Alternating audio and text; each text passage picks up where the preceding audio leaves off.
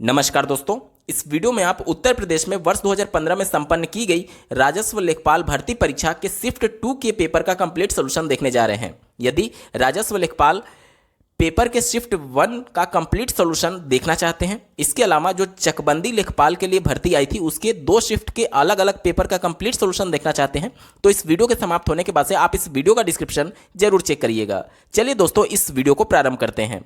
पहला पार्ट हिंदी का है। हिंदी में पहला प्रश्न पूछा गया था, वह अगले साल आएगा, इस वाक्य में कौन सा कारक है।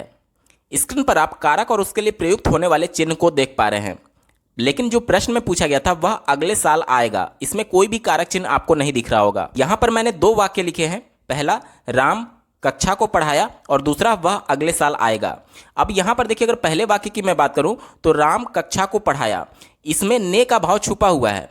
क्या होगा इसका पूरा मतलब, राम ने कक्षा को पढ़ाया होगा, ठीक है। लेकिन आप ऐसे भी लिख सकते हैं कि राम कक्षा को पढ़ाया, दोनों सही है। यानी कि यहां पर ने जो कारक चिन्ह है वो छुपा हुआ था और यहां पर कर्ता कारक था। अब इसी प्रकार से जो आपके प्रश्न में पूछा गया, देखिए वह अगले साल आएगा, इसमें भी एक कारक चिन्ह छिपा हुआ है। इसका अगर कंप्लीट सेंस निकाला जाए तो ऐसे बोला जा सकता है कि वह अगले साल में आएगा, ठीक है। तो यहां पर में जो कारक चिन्ह है वो छुपा हुआ है। आप स्क्रीन पर देखिए, अधिकरण कारक में जो कारक चिन्ह होता है वो में या फिर पर होता है। तो यहां पर जो सेंस बन रहा है वह अगले साल में आएगा, इस वजह से इसमें अधिकरण कारक होगा। तो पहले प्रश्न में ऑप्शन नंबर सी अधिकरण कारक इसका सही उत्तर है। दूसरा प्रश्न पूछा गया था, उदय शब्द का विलोम शब्द छाटिए। उदय का विलोम हो जाएगा अस्त, ऑप्शन नंबर डी इसका सही उत्तर है। तीसरा प्रश्न पूछा गया था, निम्नलिखित में से किस वाक्य में भविष्य काल है। यहां पर देखिए पहला ऑप्शन ही सही हो जाएगा, मैं आपकी प्रतीक्षा करूंगा। यहां पर करूंगा आ गया, इस वजह से ये भविष्य काल को दिखा रहा है, यानी कि भविष्य में ये कार्य होने वाला प्रतीक्षा करने का, इस वजह से ऑप्शन ए इसका सही उत्तर हो जाएगा। इसके आगे के सब ऑप्शन देख लीजिए, तो यहां पर दिया गया है, यानी कि ये पास्ट टेंस है। यहां पर भी देखिए वाला था यानी पास्ट टेंस है, और यहां पर देखिए मैं आपका आभारी हूं, ये प्रेजेंट टेंस है, ठीक है। तो प्रश्न में आपसे भविष्य काल पूछा था, तो ऑप्शन ए इसका सही हो जाएगा, मैं आपकी प्रतीक्षा करूंगा। चौथे और पांचवें प्रश्न में लोकोक्तियां और मुहावरे दिए गए हैं, इसका सही अर्थ आपको बताना है। चौथा प्रश्न पूछा गया है, ऊंट के मुंह में जीरा, तो इसका सही उत्तर हो जाएगा, इसका अर्थ होता है बहुत अधिक खाने वाले को बहुत कम देना। जैसे कि देखिए ऊंट काफी मात्रा में खाता है, लेकिन उसको जीरे के मात्रे के बराबर अगर दिया जाए तो उसका पेट नहीं भरेगा। इसी का मतलब यही हुआ कि बहुत अधिक खाने वाले को बहुत कम देना, ऑप्शन ए इसका सही उत्तर हो जाएगा। पांचवा पूछा गया था, जूते चाटना, तो इसका मतलब होता है खुशामद करना, ठीक है। ऑप्शन डी इसका सही उत्तर है। प्रश्न संख्या 6 और 7 में दिए गए विकल्पों में से रिक्त स्थान को आपको सही ऑप्शन चुन करके भरना है। छठा प्रश्न पूछा गया था, माता जी को, ऑप्शन नंबर सी इसका सही हो जाएगा प्रणाम, ठीक है। क्योंकि यहां पर देखिए आशीर्वाद और स्नेह छोटों को दिया जाता है, ठीक है। तो ऑप्शन नंबर सी इसका सही हो जाएगा, माता जी को प्रणाम। बात करेंगे प्रश्न संख्या 7 की, ऐसा व्यक्ति जिसके आने का दिन और समय पहले से निश्चित नहीं हो, तो इसी वजह से इसको अतिथि कहते हैं कि उनके ना तो आने का और समय और ना ही दिन निश्चित नहीं होता है, इस वजह से ऑप्शन सी इसका सही उत्तर हो जाएगा।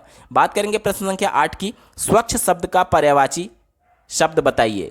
तो स्वच्छ का जो पर्यायवाची होगा वो निर्मल होता है, ऑप्शन डी इसका सही उत्तर हो जाएगा। प्रश्न संख्या 9 और 10 में आपको 4 पार्ट दिए गए हैं और बताना है कि कौन से पार्ट में गलती है। जिस पार्ट में गलती होगी वहीं आपका उत्तर होगा, ठीक है। 9वां प्रश्न पूछा गया है, मुझे कल 2 किलो लीची खरीदने हैं, तो इसमें आपको बताना है कहाँ त्रुटि है। तो यहाँ पर देखिए इसका सही वाक्य हो जाएगा, मुझे कल 2 किलो लीची खरीदना है, यहाँ पर खरीदने नहीं बल्कि खरीदना है होगा, ठीक है। इस वजह से इसी पार्ट में गलती है, तो ऑप्शन सी लीची खरीदने हैं सही उत्तर हो जाएगा। 10वां प्रश्न पूछा गया था, अपने अपने किताबें बस्ते में डाल लो, इसमें कौन सा त्रुटि होगा। तो इसका सही उत्तर हो जाएगा ऑप्शन ए, इसमें अपने अपने किताबें में ही त्रुटि है, क्योंकि प्रत्येक बच्चे के लिए किताब की बात की जा रही है, तो यहाँ पर किताबें ना आकर के अपना अपना किताब आएगा, क्योंकि प्रत्येक बच्चे के लिए ये सिंगुलर में प्रयोग होगा, ना कि बहुवचन में प्रयोग होगा। तो क्या हो जाएगा, अपना अपना किताब बस्ते में डाल लो, इसका सही विकल्प होता। तो इस वजह से ऑप्शन ए इसका सही हो जाएगा, ठीक है, क्योंकि इसी में गलती है। 11वें और 12वें प्रश्न में अनेकार्थी शब्द दिए गए हैं, जिसमें इसका एक अर्थ दिया गया है और दूसरा अर्थ आपसे पूछा जा रहा है। पहला दिया गया है प्रमत्त, तो इसका एक अर्थ स्वेच्छाचारी होता है और इसका दूसरा अर्थ होता है उन्मत्त। उन्मत्त का मतलब होता है कि जो नशे में धुत रहे, या फिर मतवाला, या फिर पागल। तो ये प्रमत्त का मतलब उन्मत्त के सेंस में भी लिया जाता है, यानी कि नशे में चूर रहने वाला, मतवाला या फिर पागल। ठीक है। 12वां पूछा गया था कनक, जिसमें इसका एक अर्थ धतूरा दिया गया है और दूसरा अर्थ इसका हो जाएगा सोना। आपने बचपन में बहुत पढ़ा होगा, कनक कनक ते 100 गुनी। ठीक है। तो पहले कनक का अर्थ होता है धतूरा और दूसरे कनक का अर्थ होता है सोना। तो ऑप्शन डी इसका सही हो जाएगा। 13वां प्रश्न पूछा गया था रीत्यनुसार शब्द का संधि विच्छेद क्या होगा। तो इसका संधि विच्छेद हो जाएगा ऑप्शन नंबर ए, रीति प्लस अनुसार। इसमें देखिए रीति का अंतिम वर्ण जो आ रहा है छोटी ई प्लस अनुसार में और जो पहला वर्ण आ रहा है ये मिल करके य में कन्वर्ट हो जाते हैं, जो कि आप देखिए यहाँ पर य आया हुआ है। ठीक है। तो इसका सही उत्तर हो जाएगा ऑप्शन ए, रीति प्लस अनुसार। प्रश्न संख्या 14 और 15 में आपको शुद्ध विकल्प छांटना है। कौन सा वाक्य शुद्ध है आपको बताना है। 14वां दिया गया है, देखिए, वह एक महिला विद्वान थी। जब भी महिला के विद्वान होने की बात की जाती है तो इसके लिए एक वर्ड यूज किया जाता है विदुषी। ठीक है। तो यहाँ पर विदुषी ना लिख करके महिला विद्वान की बात की गई, इस वजह से आपका उत्तर नहीं हो सकता है। सी विकल्प देखिए, एक विदुषी महिला थी वह। ठीक है। तो ये भी गलत है क्योंकि वाक्य शुद्ध नहीं है। अगला देखिए, वह एक विद्वान महिला थी। मैं बार बार कह रहा हूं कि महिलाओं के विद्वान होने के लिए विदुषी वर्ड आना चाहिए, इस वजह से ये भी ऑप्शन गलत हो गया। एक ही विकल्प बचा, वह एक विदुषी महिला थी, यही आपका सही उत्तर है। 14 का ऑप्शन नंबर बी सही उत्तर है। बात करेंगे प्रश्न संख्या 15 की, वह प्रमाण सहित अपनी बात बताएगा। ठीक है। आगे के विकल्प देख लेते हैं। वह 100 प्रमाण के साथ अपनी बात बताएगा। देखिए यहाँ पर 100 प्रमाण आया है। 100 प्रमाण का मतलब ही होता है प्रमाण के साथ, और फिर से के साथ आ गया, मतलब 2 बार हो गया। वह प्रमाण के साथ अपनी बात बताएगा। 2 बार आने की वजह से ये आपका विकल्प नहीं हो सकता। तीसरे विकल्प में दिया गया है कि वह प्रमाण के सहित अपनी बात बताएगा। प्रमाण के साथ हो सकता है, या फिर अगर सहित लिखना है तो फिर के नहीं आएगा। ठीक है। या तो ऐसे हो कि वह प्रमाण सहित अपनी बात बताएगा, या फिर ये हो कि वह प्रमाण के साथ अपनी बात बताएगा। तो यहाँ पर के साथ सहित नहीं आ सकता, इस वजह से ऑप्शन गलत हो गया। डी विकल्प देखिए, वह सप्रमाण सहित अपनी बात बताएगा। यहाँ पर देखिए सप्रमाण का मतलब ही होता है कि उसके साथ। ठीक है। और फिर सहित आ गया, यानी 2 बार हो गया, इस वजह से ये भी ऑप्शन गलत हो गया। एक ही विकल्प बचा, ऑप्शन नंबर ए, वह प्रमाण सहित अपनी बात बताएगा, सही उत्तर है। प्रश्न संख्या 16 और 17 में वाक्यांश के लिए एक शब्द आपको बताना है। 16वां दिया गया है, किसी की सहायता करने वाला, तो उसको सहायक बोला जाता है। ऑप्शन ए इसका सही उत्तर हो जाएगा। बात करेंगे प्रश्न संख्या 17 की, भला चाहने वाला, तो उसको हितैषी कहा जाता है। ऑप्शन सी इसका सही है। प्रश्न संख्या 18 में 2 पंक्तियां दी गई हैं। आँखियाँ हरि दर्शन की भूखी, कैसे रहें रूप रस रांची, ए बतियां सुनी रूखी। उपयुक्त पंक्तियों में कौन सा रस है। तो यहाँ पर देखिए, हरि के दर्शन के लिए ये लालायित है। ठीक है। यानी कि इनकी जो आंखें हैं वो भगवान के दर्शन के लिए लालायित हैं। और यहाँ पर कह रहा है कि कैसे रहें रूप रस रांची। तो यहाँ पर देखिए, जब भी किसी के वियोग की बात होती है तो वहाँ पर वियोग श्रृंगार रस होता है। ठीक है। तो ऑप्शन डी इसका सही हो जाएगा, क्योंकि यहाँ पर इस पहली लाइन से ही स्पष्ट हो जा रहा है कि यहाँ पर वियोग की बात की जा रही है, वो उनके दर्शन के लिए तरस रहा है, यानी वियोग में है। तो इस वजह से ऑप्शन बी इसका सही होगा। बात करेंगे प्रश्न संख्या 18 की, विद्वान शब्द का स्त्रीलिंग क्या होगा। तो अभी हमने पढ़ा कि महिलाओं के लिए जो विद्वान शब्द यूज किया जाता है उसका मतलब होता है विदुषी। ठीक है। तो ऑप्शन ए इसका सही उत्तर है। बात करेंगे प्रश्न संख्या 20 की, निम्नलिखित शब्दों में से तद्भव शब्द को चयन कीजिए। तद्भव शब्द वो शब्द होते हैं जो कि संस्कृत से आने के बाद से उनमें कुछ विकार उत्पन्न हो गया है। ठीक है। तो यहाँ पर देखिए, उद्वेग हो गया, प्रांगण हो गया, आश्रम हो गया, ये सभी तत्सम शब्द हैं जो कि संस्कृत से हूबहू आ चुके हैं। लेकिन अगर बात करें प्यास की तो ये तद्भव शब्द है। ठीक है। क्योंकि संस्कृत के शब्द में कुछ विकार उत्पन्न हो गया है, तो इस वजह से ऑप्शन ए इसका सही उत्तर होगा। 21वां प्रश्न पूछा गया था, काली घटा का घमंड घटा, उपयुक्त पंक्ति में कौन सा अलंकार है। तो यहाँ पर यमक अलंकार होगा, क्योंकि आपने पढ़ा होगा कि काली घटा का घमंड घटा। यहाँ पर देखिए, घटा और घटा 2 बार आया हुआ है, लेकिन पहली घटा का मतलब क्या है, यहाँ पर है काली घटा यानी बादल से है, और दूसरी घटा का मतलब क्या है, कम होने से है। तो जब एक ही शब्द 2 बार आए और दोनों बार उसका अर्थ अलग अलग निकले तो वहाँ पर यमक अलंकार आता है। ऑप्शन ए इसका सही होगा। बात करेंगे प्रश्न संख्या 22 की, चाकू शब्द का बहुवचन क्या होगा। तो चाकू का बहुवचन चाकू ही होता है। ऑप्शन डी इसका सही हो जाएगा। 23वां प्रश्न पूछा गया था, त्रिवेणी शब्द में कौन सा समास है। तो यहाँ पर देखिए, त्रिवेणी की अगर बात की जाए तो जो पहला समस्त पद में जो पहला पद है त्रि, वो संख्यावाचक है। त्रि मतलब क्या होता है, 3 होता है, संख्यावाचक है, इस वजह से यहाँ पर द्विगु समास होगा। ऑप्शन सी इसका सही उत्तर हो जाएगा। बात करेंगे प्रश्न संख्या 24 की, निम्नलिखित विकल्पों में से तत्सम शब्द का चयन कीजिए। तो हमने अभी पढ़ा कि तत्सम वे शब्द होते हैं जो कि संस्कृत से हूबहू आ चुके हैं, तो यहाँ इनमें कोई भी विकार उत्पन्न नहीं हुआ है। ठीक है, तो यहाँ पर देख लीजिए निकृष्ट जो है वो तत्सम शब्द है। ऑप्शन सी इसका सही उत्तर हो जाएगा। दोस्तों हिंदी पार्ट का अंतिम प्रश्न पूछा गया था, निम्नलिखित वाक्य में मोटे छपे शब्द की शुद्ध वर्तनी कौन सी है। और यहाँ पर देखिए वाक्य दिया गया है, अत्यधिक व्यस्तता से जीवन में निरस्ता आ जाती है। यहाँ पर देखिए यही मोटा छपा हुआ है और इसका शुद्ध वर्तनी आपसे पूछा जा रहा है। तो अत्यधिक नहीं होता है बल्कि अत्यधिक होता है। ठीक है, तो ऑप्शन ए इसका सही हो जाएगा, अत्यधिक। दोस्तों अगला भाग गणित का है। 26वां प्रश्न पूछा गया था, एक व्यापारी अपनी वस्तुओं पर 25% मूल्य बढ़ाकर अंकित करता है। यदि वह अंकित मूल्य पर 4% की छूट देता है तो उसका लाभ प्रतिशत कितना होगा। देखिए ये कहा जा रहा है कि जो उसका कॉस्ट प्राइस है, यानी जिस प्राइस पर वो खरीद रहा है, मान लीजिए कि मैं उसको 100 रुपये मान ले रहा हूँ। ठीक है, अब कह क्या रहा है कि वह जो कॉस्ट प्राइस पर खरीद रहा है वस्तुओं को 25% मूल्य बढ़ा करके अंकित करता है। ठीक है, 25% मूल्य बढ़ाने के बाद से जो उसका MRP होगा, ठीक है, यानी कि जो प्रिंट रेट है MRP वो कितना हो जाएगा, आप कहेंगे 100 का 25% यानी कि 125 रुपया। अब अंकित मूल्य यानी कि 125 पर वो 4% की छूट देता है। ठीक है, यानी 96% में वो बेच रहा है। यहाँ तक क्लियर।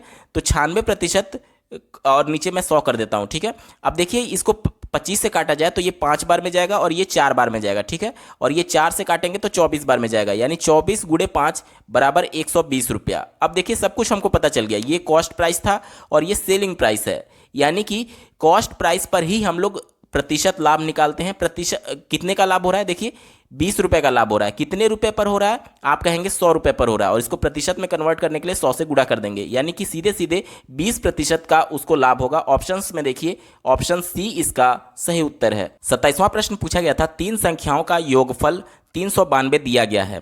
पहली और दूसरी संख्याओं का अनुपात 2:3 है और दूसरी और तीसरी संख्याओं का अनुपात 5:8 है। तो पहली संख्या क्या होगी आपसे पूछा जा रहा है। ठीक है, तो यहाँ पर देख लीजिए, अगर मैं तीनों संख्याओं को क्रमशः A, B और C मान लूँ और इसके बीच का अनुपात जिस प्रकार से दिया गया है मैं लिख रहा हूँ। देखिए A और B का अनुपात कितना दिया गया है, 2:3 दिया गया है। इसी प्रकार से B और C का अनुपात कितना दिया गया है, 5:8 है।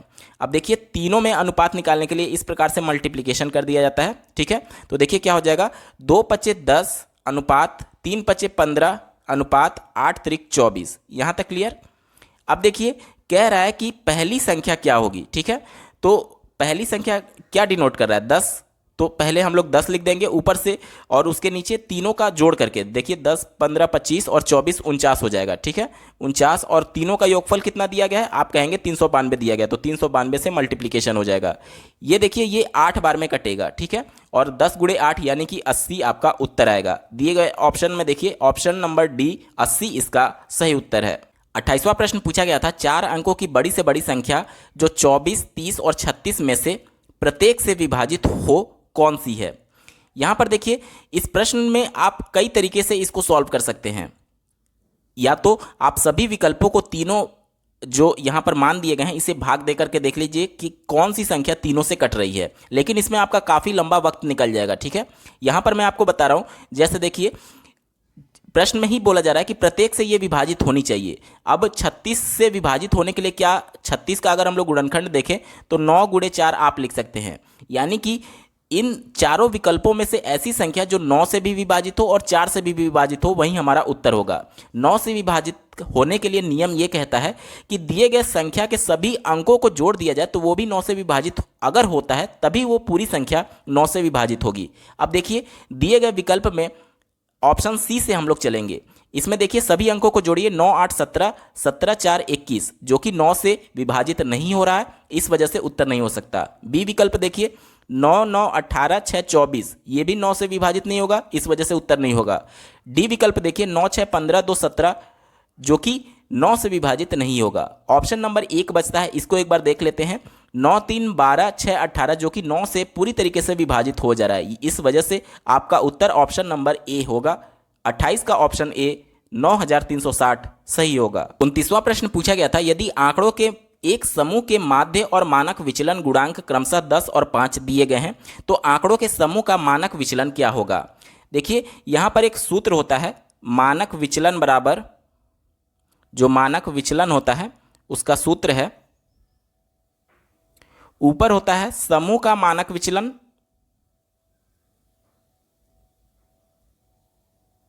और नीचे होता है माध्य।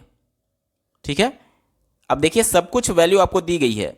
प्रश्न में आपसे क्या पूछ रहा है, समूह का मानक विचलन पूछा जा रहा है। ठीक है, तो मानक विचलन आपको कितना दिया गया था, मानक विचलन आपको दिया गया है 10 बराबर समूह का आपसे पूछा जा रहा है, तो इसको मैं ऐसे ही रहने दे रहा हूं, और नीचे माध्य है उसका मान 5 दिया गया है।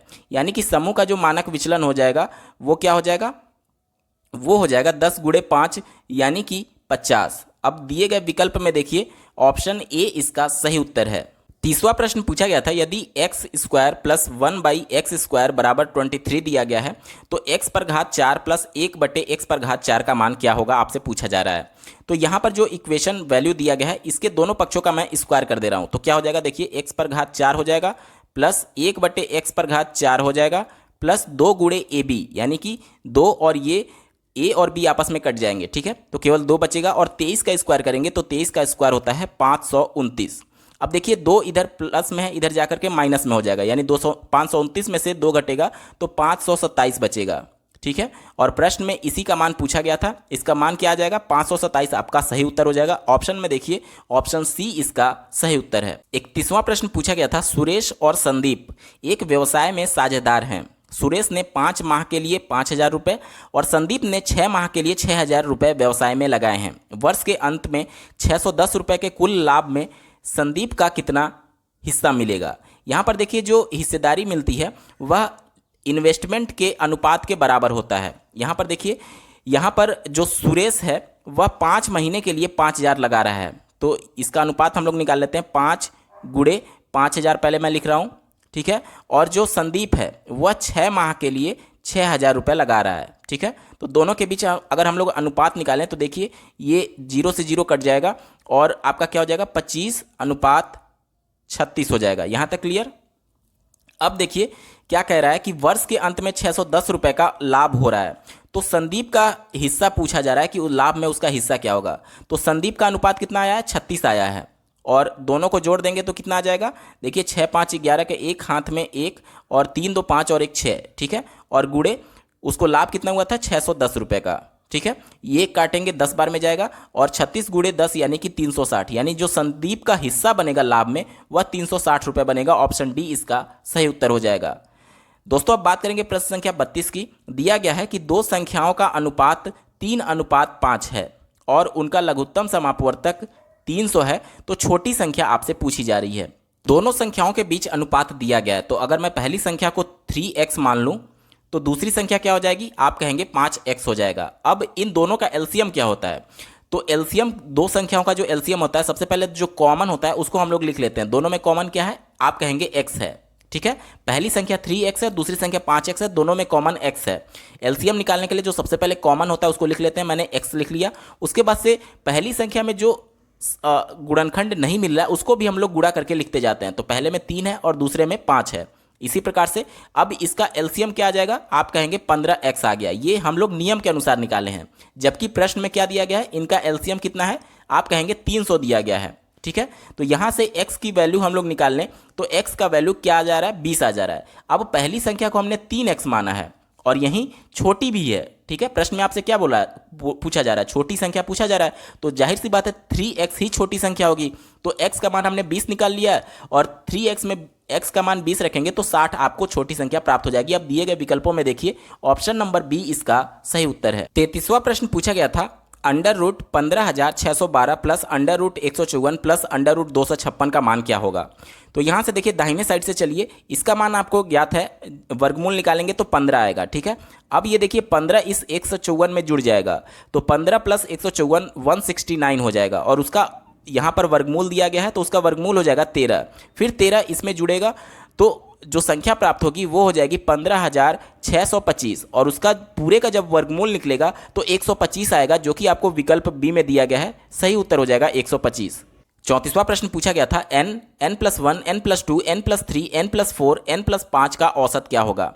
तो जब भी किसी प्रेक्षण का औसत निकालना हो तो सभी प्रेक्षणों को जोड़ करके और कुल प्रेक्षणों की संख्या से भाग दे देते हैं, ठीक है। तो यहाँ पर देखिए सबसे पहले n को जोड़ेंगे तो n+n यानी 2n, 3n, 4n, 5n और ये 6n, तो टोटल 6n हो गया।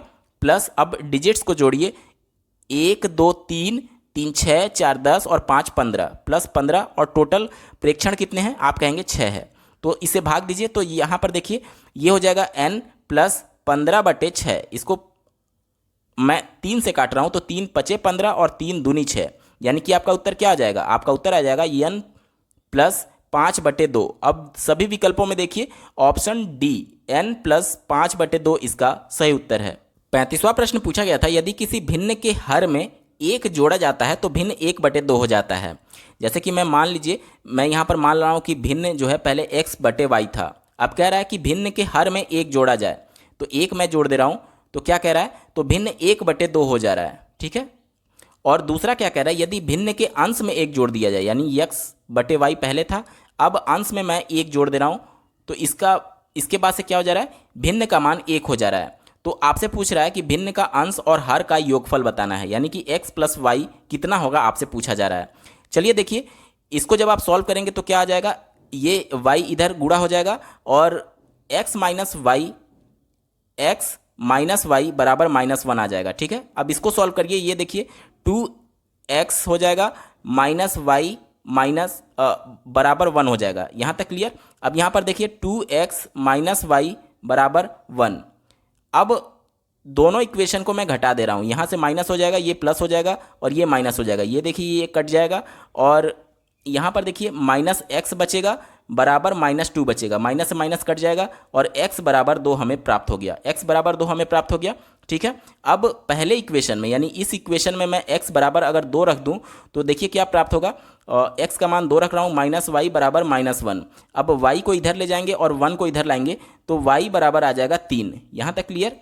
अब x का मान 2 है और y का मान 3 है। प्रश्न में आपसे क्या पूछा जा रहा था कि अंश और हर का योगफल, अंश कितना था x था और हर क्या था y था, दोनों को जोड़ेंगे तो 5 हमको प्राप्त होगा, ऑप्शन बी इसका सही उत्तर हो जाएगा। 36वां प्रश्न पूछा गया था 3 भिन्न भिन्न पात्रों में भिन्न भिन्न मात्राओं के दूध और जल के मिश्रण हैं जिनकी माप 403 लीटर, 434 लीटर और 456 लीटर है। बड़े से बड़ा माप लीटर में क्या होना चाहिए जिसमें सभी भिन्न भिन्न मात्राओं को पूर्णतया नापा जा सके।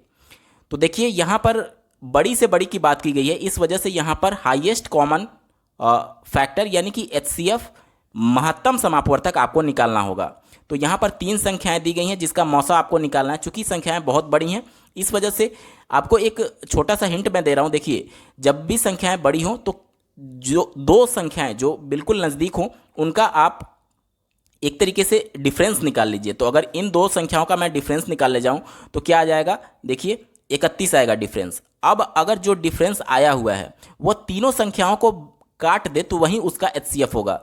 यहाँ पर देख लीजिए 403 को 31 से मैं काटूं तो ये कट जाएगा। इसी प्रकार से देखिए 434 भी 31 से कट जाएगा और 465 भी 31 से कट जाएगा। यानी कि ये कंफर्म हो गया कि इन तीनों संख्याओं का जो HCF होगा यानी कि मौसा जो होगा वो 31 होगा। तो ऑप्शन बी देखिए 31 सही उत्तर है। 37वां प्रश्न पूछा गया था 720 मिठाइयाँ बच्चों में बराबर बराबर इस प्रकार बांटी जाती हैं कि प्रत्येक बच्चे को मिली मिठाइयों की संख्या बच्चों की कुल संख्या के 20% के बराबर होती है।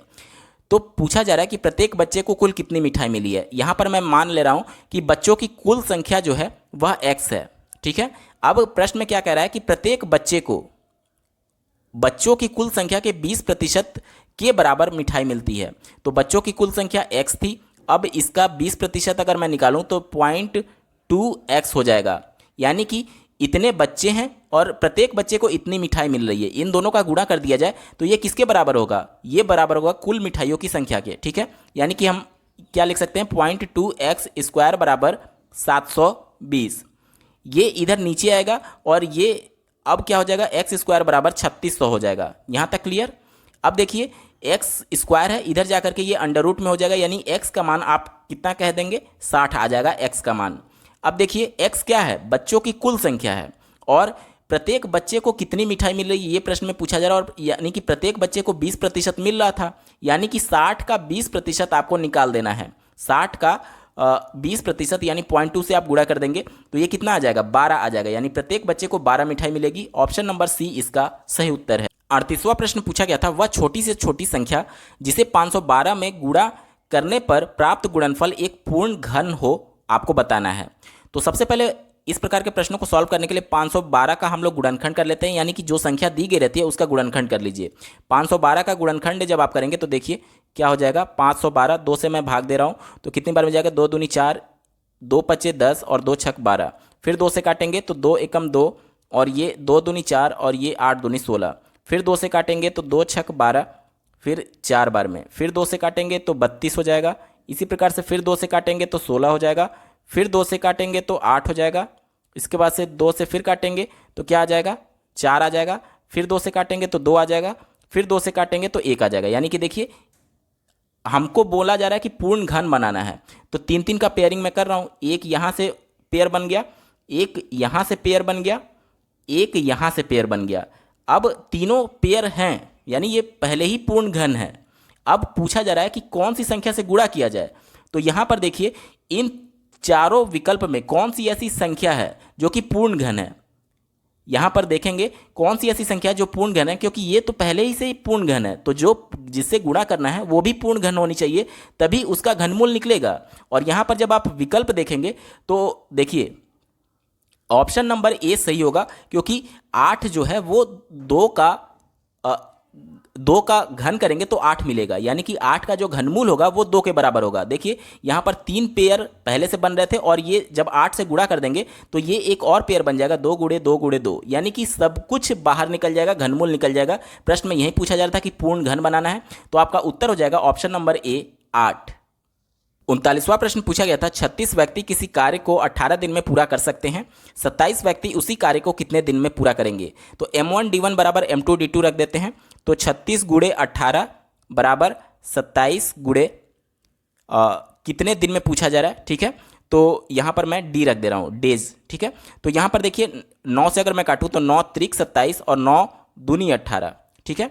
फिर से देखिए 3 से काट दो तो ये 12 बार में जाएगा और 12 दूनी 24। दिए गए विकल्प में देखिए ऑप्शन नंबर डी 24 इसका सही उत्तर है। 40वां प्रश्न पूछा गया था, एक धनराशि साधारण ब्याज यानी सिंपल इंटरेस्ट पर 2 वर्षों के लिए किसी निश्चित दर पर दी जाती है, यानी कि किसी रेट ऑफ इंटरेस्ट ब्याज दर पर दिया गया, लेकिन ये बोल रहा है कि अगर दिए गए ब्याज दर से 3% और ज़्यादा ब्याज दर होता तब उसे 300 रुपये अधिक प्राप्त होते। तो आपसे धनराशि पूछी जा रही है। यहाँ पर देखिए, यहाँ पर मैं मान ले रहा हूँ कि मानना वो मूल धनराशि 100 रुपया था, ठीक है। अब देखिए प्रश्न के अनुसार क्या कह रहा है कि 3% अगर इंटरेस्ट रेट ज़्यादा होता तो उसको 300 अधिक प्राप्त होता। तो 100 का 3% अगर मैं निकालूं तो कितना आएगा, 100 का 3% आप कहेंगे 3 रुपया आएगा। अब ये 1 वर्ष का ब्याज हो गया, ठीक है।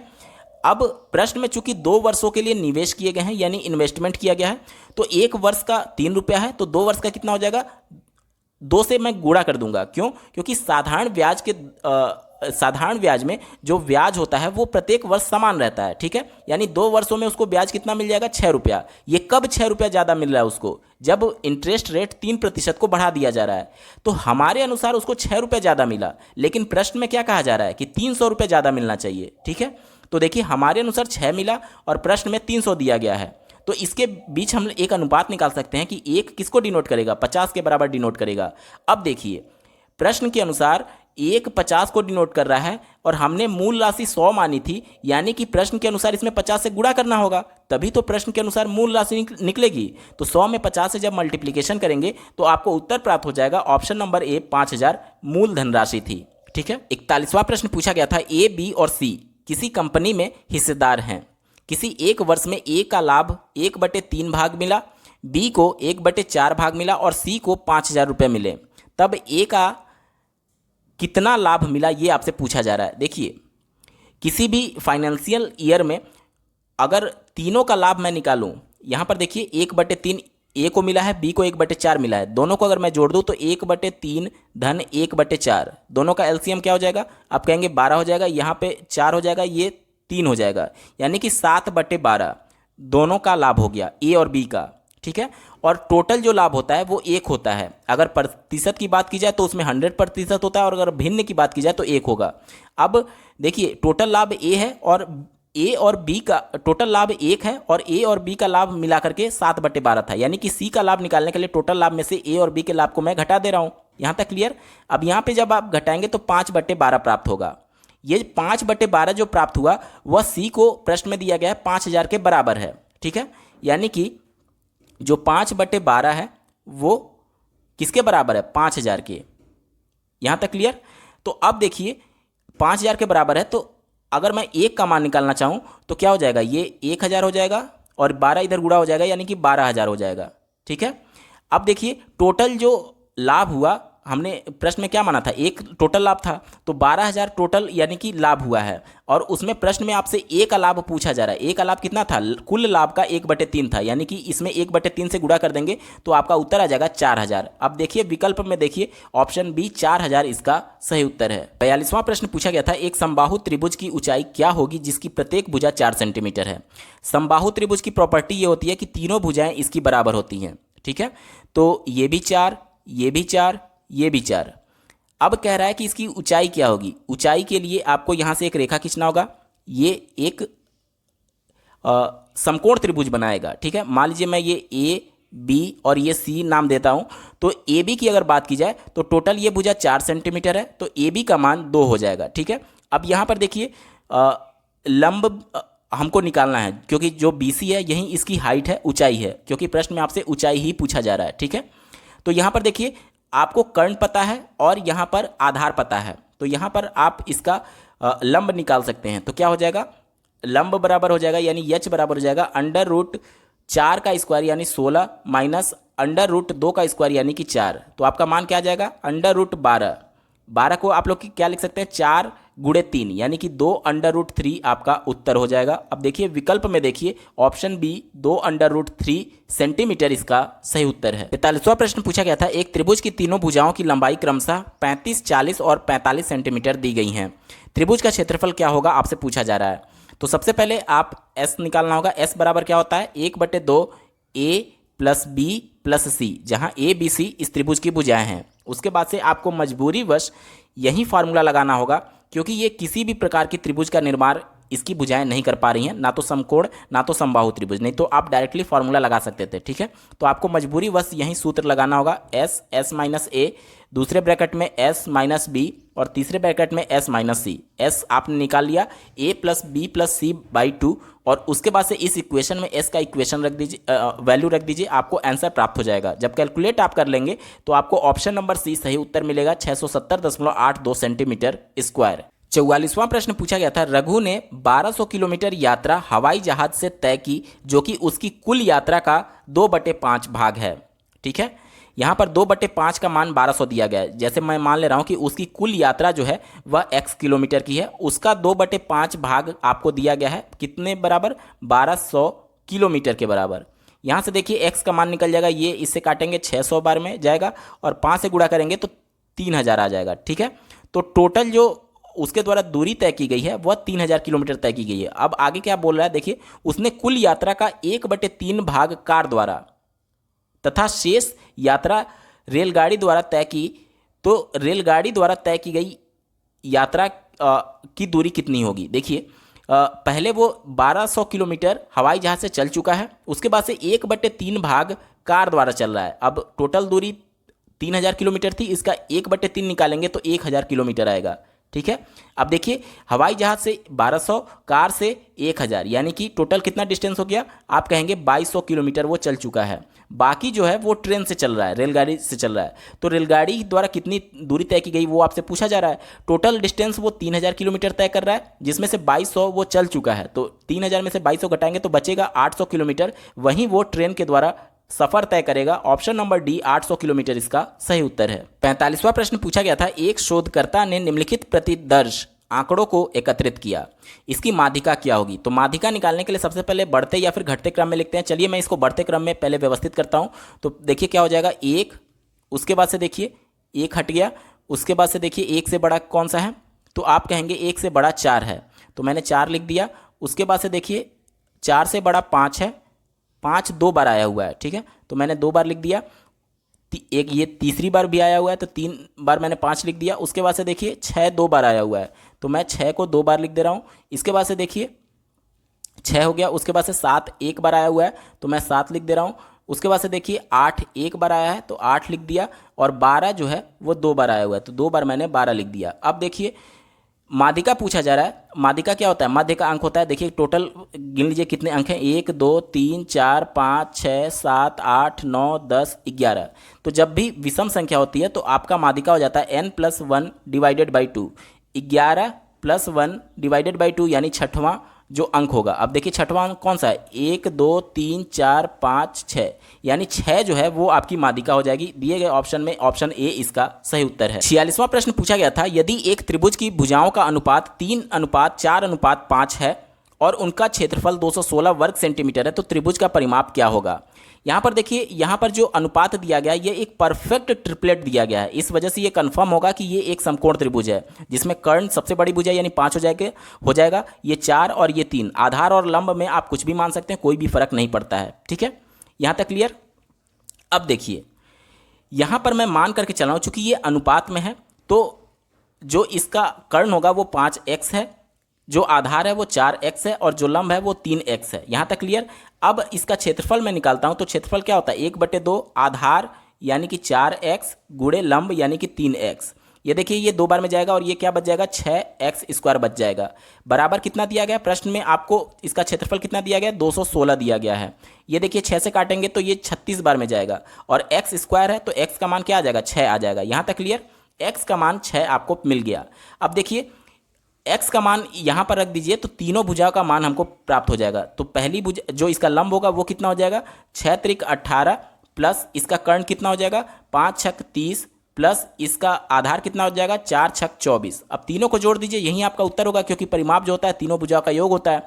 4 8 12 के 2 हाथ में 1 1 1 2 3 5 और 2 7 यानी 72 सेंटीमीटर। ऑप्शन डी इसका सही उत्तर हो जाएगा। इस त्रिभुज का परिमाप कितना हो जाएगा? 72 सेंटीमीटर। 47वां प्रश्न पूछा गया था, दो संख्याओं का लौसा 520 है और उनका मौसा 4 है। यदि इनमें से एक संख्या 52 हो तो दूसरी संख्या बताइए।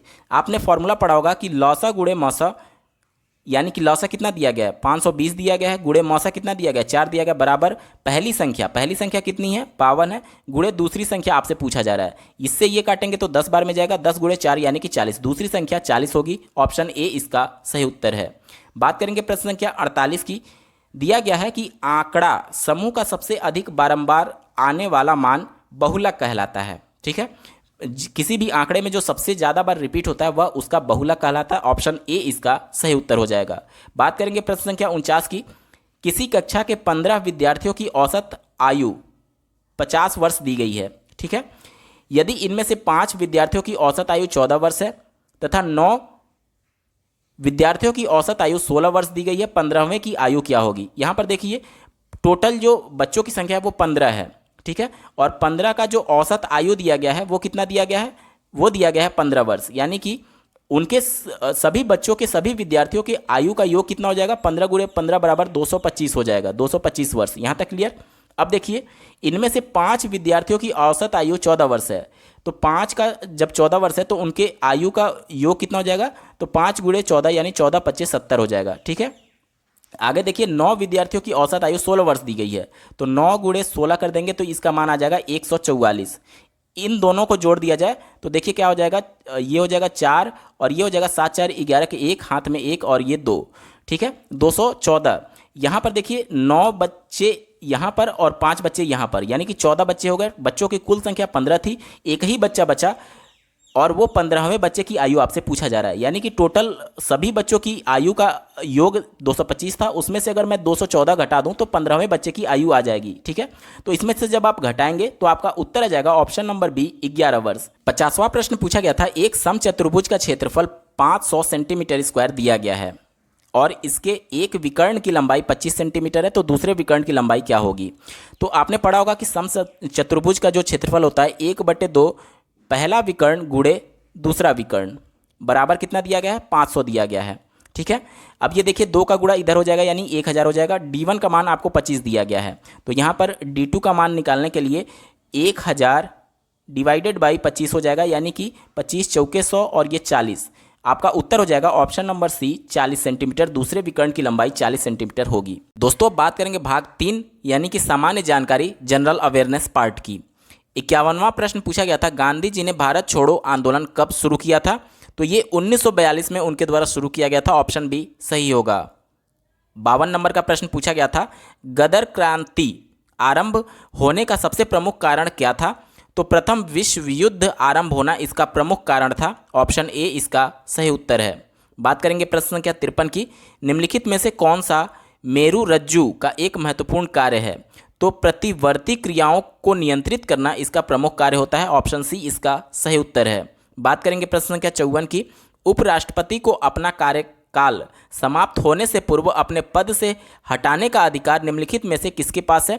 तो ये राज्यसभा के पास है। ऑप्शन ए इसका सही उत्तर है। बात करेंगे प्रश्न संख्या 55 की, निम्नलिखित में से किसका प्रशांतक औषध के रूप में प्रयोग किया जाता है? तो ये वैलियम का किया जाता है। ऑप्शन डी इसका सही उत्तर है। दोस्तों 56वां प्रश्न पूछा गया था, मोहिनी अट्टम नृत्य रूप निम्नलिखित में से किस राज्य से संबंधित है? तो ये केरल से संबंधित है। ऑप्शन बी इसका सही उत्तर हो जाएगा। 57वां प्रश्न पूछा गया था, राष्ट्रीय आय को प्रायः कहा जाता है? तो इसको NNPFC कहा जाता है, यानी कि net national product. Option D इसका सही उत्तर हो जाएगा। 58 प्रश्न पूछा गया था, 15 मार्च 2015 को badminton championship Swiss grand prix gold विजेता कौन था? तो ये के श्रीकांत थे। ऑप्शन ए इसका सही उत्तर है। बात करेंगे प्रश्न संख्या 59 की, काबिनी, हेमवती और अमरावती कौन सी नदी की सहायक नदियां हैं? तो ये सभी कावेरी की सहायक नदियां हैं। ऑप्शन सी इसका सही उत्तर होगा। बात करेंगे प्रश्न संख्या 60 की, 1857 के प्रथम स्वतंत्रता विद्रोह में भाग लेने वाली प्रसिद्ध महिला स्वतंत्रता सेनानी कौन थी? तो ये बेगम हजरत महल थी। ऑप्शन डी इसका सही उत्तर है। 61वां प्रश्न पूछा गया था, समान प्रावस्था में कंपायमान माध्यम के किन्हीं दो सबसे निकटतम कणों के बीच की दूरी को क्या कहते हैं? तो इसे तरंग दैर्ध्य कहते हैं। ठीक है, ऑप्शन ए इसका सही उत्तर हो जाएगा। दोस्तों अब बात करेंगे प्रश्न संख्या 62 की, शहरों के बाहर आर्थिक सुअवसर बनाने के लिए डैश मॉडल शहरी आधारभूत संरचना और सेवाएं ग्रामीण केंद्रों में स्थापित करने का प्रस्ताव रखता है? तो ये पूरा रखता है, PURA। ठीक है, ऑप्शन बी इसका सही उत्तर हो जाएगा। अगला प्रश्न पूछा गया था, हाल ही में किस देश ने नए WU-14 अतिध्वनिक स्ट्राइक यान का चौथा सफल परीक्षण किया जो परमाणु अस्त्र प्रदान करने में सक्षम है? तो ये चाइना के द्वारा किया गया था। ऑप्शन बी इसका सही उत्तर है। दोस्तों ये सभी प्रश्न करंट अफेयर के हैं जो कि जब पेपर वर्ष 2015 में पूछा गया था उस समय के अनुसार पूछे गए थे।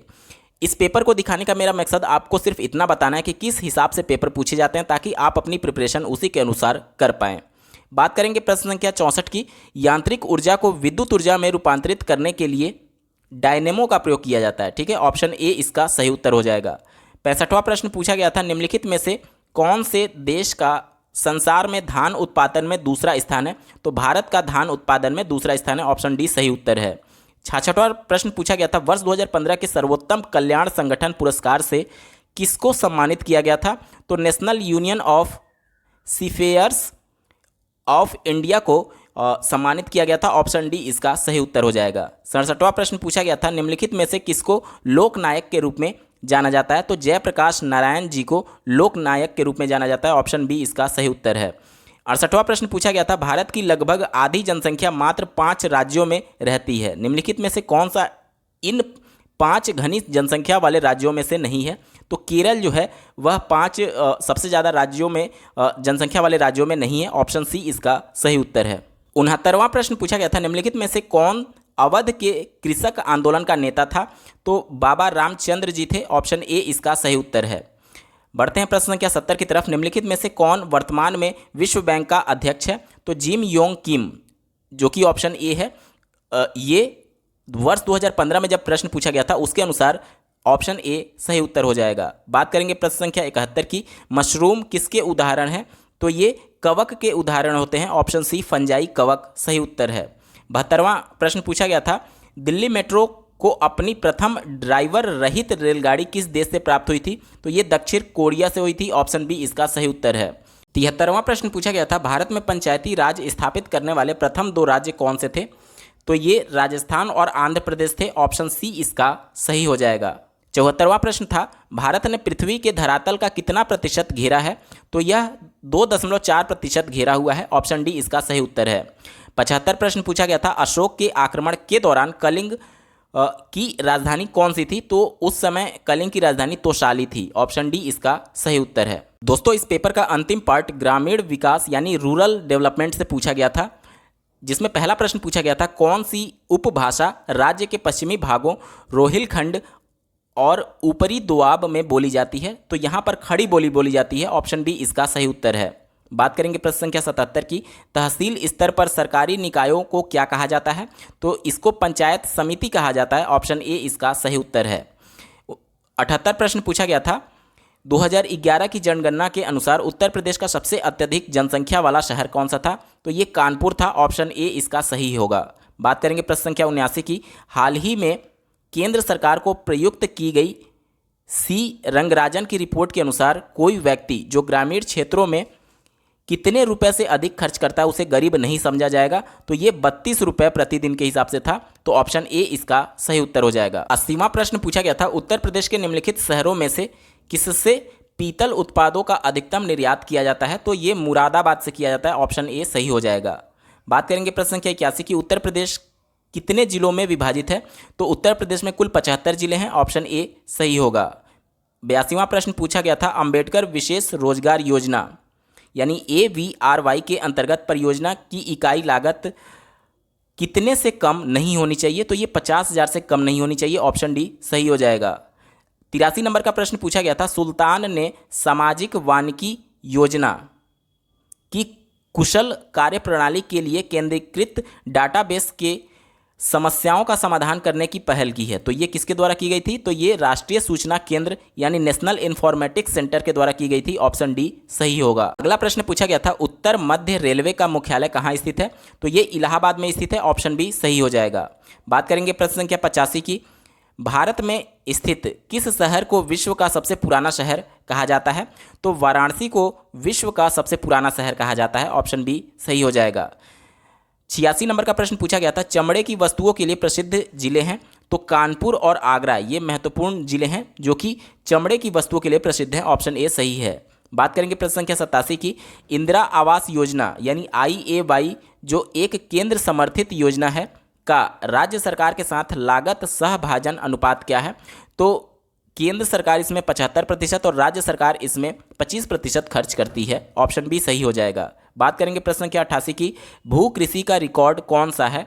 तो गिरदावरी सही हो जाएगा। ऑप्शन ए सही है। अगला प्रश्न पूछा गया था, एक बिस्वा का 1 बीघा से क्या अनुपात है?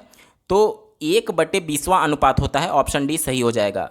बात करेंगे प्रश्न संख्या 90 की, 1 एकड़ कितने वर्ग गज के बराबर होता है? तो ये 4840 के बराबर होगा। ऑप्शन ए सही होगा। बात करेंगे प्रश्न संख्या 81 की, NREGP का पूर्ण रूप क्या है? तो राष्ट्रीय ग्रामीण रोजगार गारंटी कार्यक्रम। ऑप्शन सी सही हो जाएगा। बात करेंगे प्रश्न संख्या 92 की, जिला अस्पतालों के लिए भारतीय लोक स्वास्थ्य मानकों के अनुसार 10 लाख जनसंख्या वाले प्रत्येक जिले में कम से कम कितने बिस्तर होने चाहिए? तो ये 300 होने चाहिए। ऑप्शन बी इसका सही उत्तर है।